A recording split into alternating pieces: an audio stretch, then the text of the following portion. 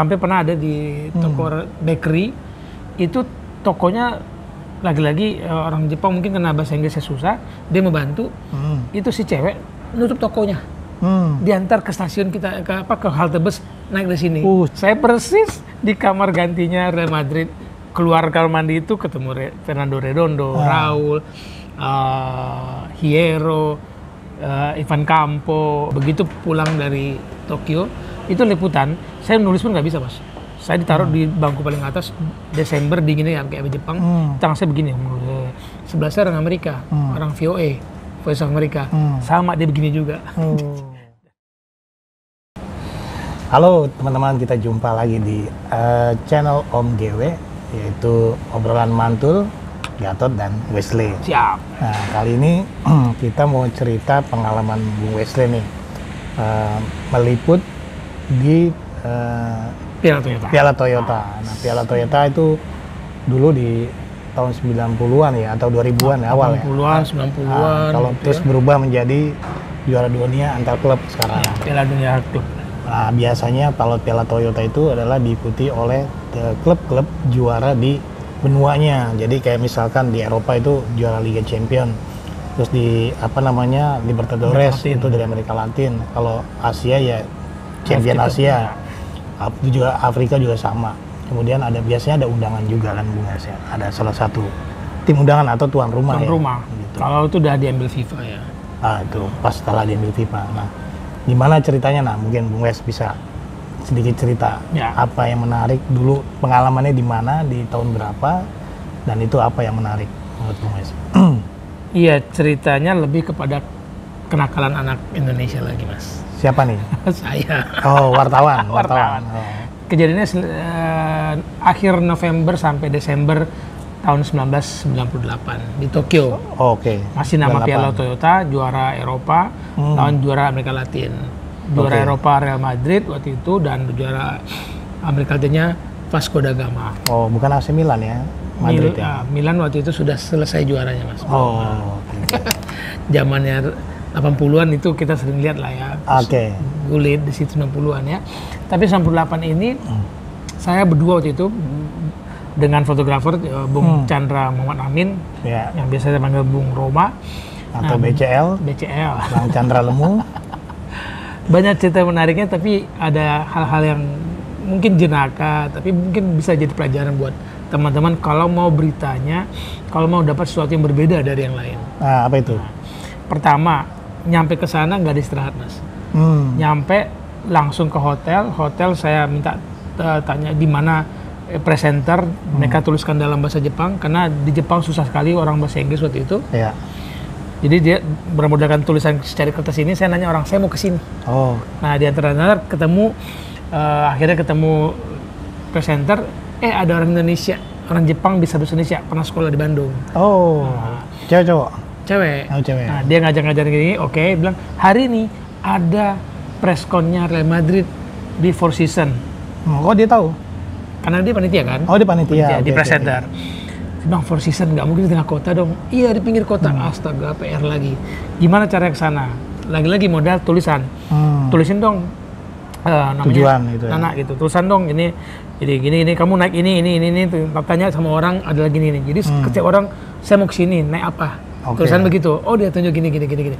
Sampai pernah ada di toko bakery, itu tokonya lagi-lagi orang Jepang mungkin karena bahasa Inggrisnya susah, dia membantu.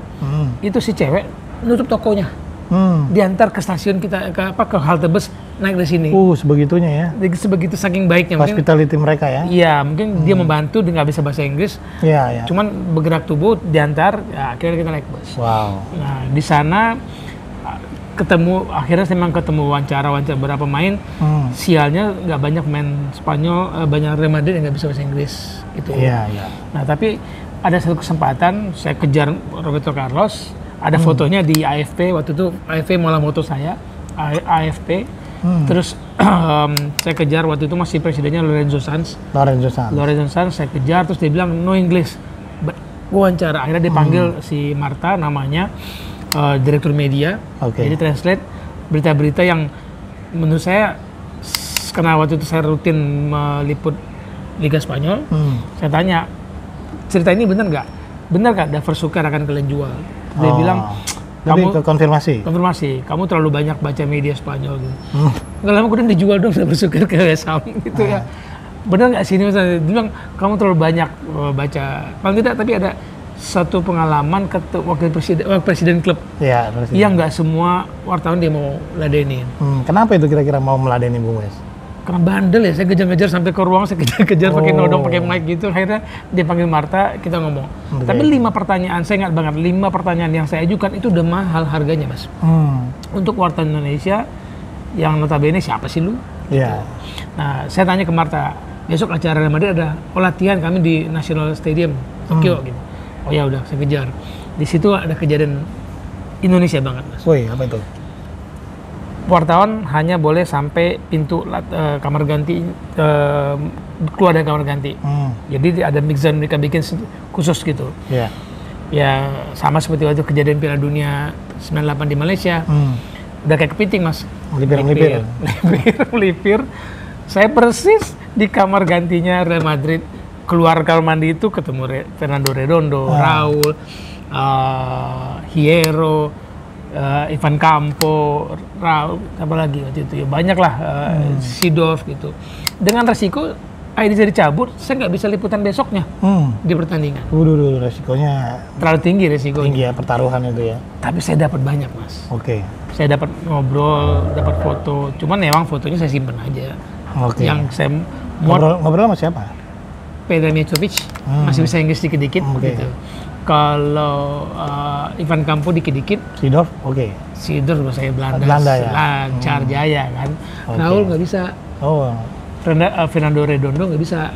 Ya sudahlah, saya keep lah itu jadi koleksi pribadi saya. Intinya adalah liputan saya, liputan akumulasi gitu.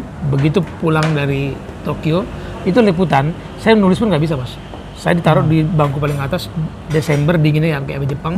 Tangan saya begini. Sebelah saya orang Amerika, orang VOA, Voice of America. Sama dia begini juga. Dan kita saling, udahlah emang kita apes ditaruh di paling atas. Terus saling pegangan itu? Jangan dong, ya. Laki soalnya. Nah, pulangnya itu saya benar-benar merasa effort yang saya keluarkan nyampe di Jepang nggak ada istirahatnya, langsung liputan, langsung kerja. Mencoba melanggar aturan meskipun dengan segala risiko. Itu saya pulang masuk kantor dengan koper, itu pintu masuk sebelah kiri itu sofa. Waktu itu pemretnya Pak Sumohadi Marsis. Saya masuk, Pak Semuda, Mas baru nyampe. Iya Pak. Dia berdiri, dia menyalam saya, liputan yang bagus. Itu anak baru, Mas. Saya masuk November 96, karyawan tetap Mei 97.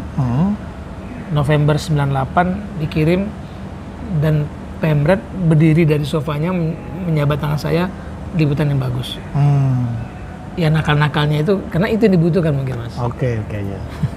Dan berarti reportnya mungkin ya apresiasi semua tuh ya, melihat perjuangan untuk bisa dapat ke titik ke situ kan, dapat liputan eksklusif itu.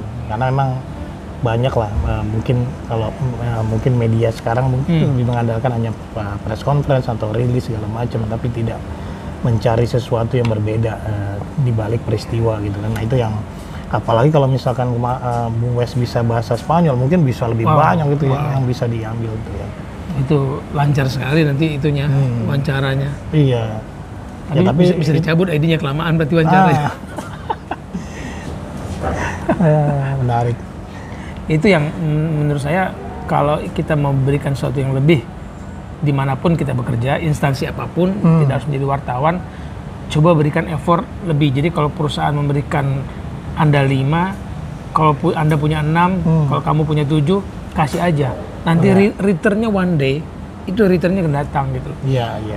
Jadi bukannya mau kita bilang mau belaga sombong, tapi liputan saya habis di Salam itu kan ada rapat redaksi jam 3 sore, saya ingat itu Pak Sumo sampai ngomong membandingkan kerjaan saya dengan senior, kan gak enak Mas, tapi effort itu tercatat dalam sejarah karir kita. Betul. Nah itu juga Ya memang kalau di apa namanya kerja itu juga harus ikhlas kan Bung Wes. Iya. Harus ikhlas. Kemudian juga harus itu tadi kita nggak berpikir dulu kita akan dapat apa, bukan. Tapi bagaimana kita melakukan ini ya pasti dari semua pekerjaan yang kita lakukan dengan sungguh-sungguh itu pasti akan ada dampak positifnya lah. Betul. Baik itu bisa dirasakan saat ini atau bisa juga kemudian hari karena semua proses itu akan dinilai oleh atasan kita gitu. Bukan kita yang menilai tapi orang lain yang menilai gitu. Dan resultnya nggak harus selalu uang, Mas. Betul. Iya.